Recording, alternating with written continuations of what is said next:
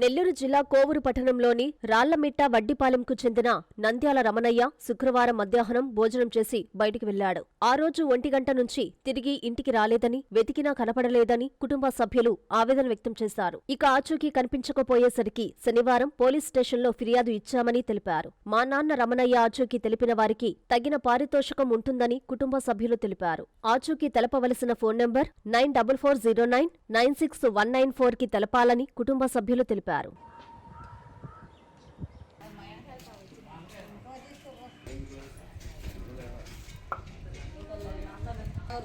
మేము దేనికి అడుగుతున్నాము, ఏం చెప్తున్నాము?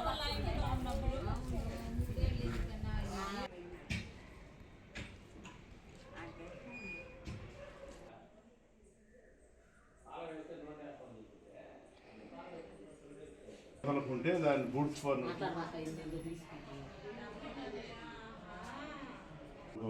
నిన్న అంతా కలిసి కూడా భోజనం చేసాము. భోజనం చేసిన తర్వాత రోజు కూర్చున్నాడు. కూర్చున్న తర్వాత లేచి పోతా ఉంటే అక్కడ మా కూతురు కూర్చోబడింది. కూర్చున్న తాత ఎక్కడికి వెళ్తుండవు అని చెప్పని కూడా మా కూతురు నిన్న ఉదయం నిన్న మధ్యాహ్నం 1 గంటకు అందరం కలిసి భోజనం చేశారు. పిల్లకాయలు, మా మనవాళ్ళు అందరం కలిసి భోజనం చేసుకుని మా పాప ఆడ కూర్చోబడింది. లేచి పోయాడు. ఆడికి పోతున్నావు అంటే ఇటు పోతున్నాను అన్నాడు. పోవడం అలా తిరిగి రాలేదు. హాస్పిటల్ నంద్యాల రమణయ్య మా తాతయ్య గారు నిన్న మధ్యాహ్నం 1 గంట నుంచి కనిపించట్లేదు. నిన్న మధ్యాహ్నం 1 గంటకి బయటికి వెళ్ళారు. సరే అంగటికి వెళ్తున్నారేమో అనుకున్నాము. అయినా కూడా ఎంతసేపటికి ఇంటికి రాకపోయేసరికి సాయంత్రం 6 గంటల దాకా చూసాము, రాలేదు. ఈరోజు నిద్రలేసి వెళ్ళి గుళ్ళు, హాస్పిటల్స్ అన్నీ వెతికేసి వచ్చాము, ఎక్కడా లేడు.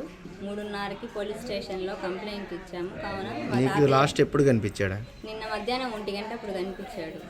ఎక్కడికి వెళ్తున్నావు తాత అంటే ఇక్కడ దాకే అని చెప్పాడు. సరే వచ్చేస్తాడేమో అనుకున్నాము, ఇంకా రాలేదు. బంధువుల దగ్గరికి ఏమైనా ఎల్లున్నాడేమో అని ఈరోజు మార్నింగ్ వరకు ఎదురు చూసాము, అయినా ఆయన రాలేదు. ఈరోజు 3 గంటలకు పోలీస్ స్టేషన్లో రిపోర్ట్ ఇచ్చాము.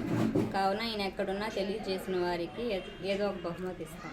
శ్రీనివాసుడు, ఈయన మా తండ్రి గారు నంద్యాల రమణయ్య. నిన్న ఉదయం నుంచి అందరూ కలిసే ఉన్నాం ఇంటి దగ్గరే. నిన్న మధ్యాహ్నం కలిసి కూడా భోంచేసాము. భోంచేసిన తర్వాత ఇట్లా కొంచెం లేచి వెళ్ళాడు. ఆయన కొంచెం కళ్ళు మద్యం కనపడవు మంచిగా. నడవడం కూడా కొంచెం 2 కాళ్ళు ఆపరేషన్ చేసింది కాబట్టి ఆయన కొంచెం నడక కూడా కొంచెం కష్టంగానే ఉంటుంది.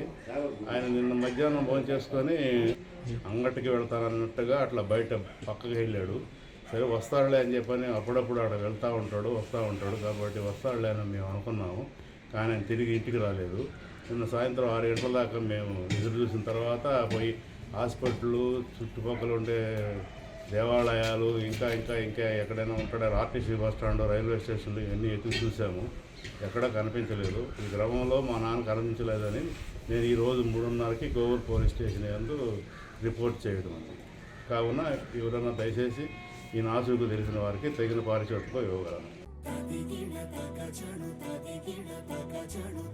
మీ చందన స్వర్ణ మందిర్లో సంక్రాంతి స్వర్ణ సంబరాలు. 5,000 రూపాయల బంగారు ఆభరణాల కొనుగోలుపై ఒక గిఫ్ట్ కూపన్ పొందండి. ఒకే కూపన్ పై డైలీ డ్రా లేదా వీక్లీ డ్రా లేదా బంపర్ డ్రా గెలుచుకునే అరుదైన అవకాశం. బంగారు ఆభరణాల తరుగు VA పై 25% ఫ్లాట్ తగ్గింపు. డైమండ్ ఆభరణాల డైమండ్ ధరపై 20% ఆఫ్.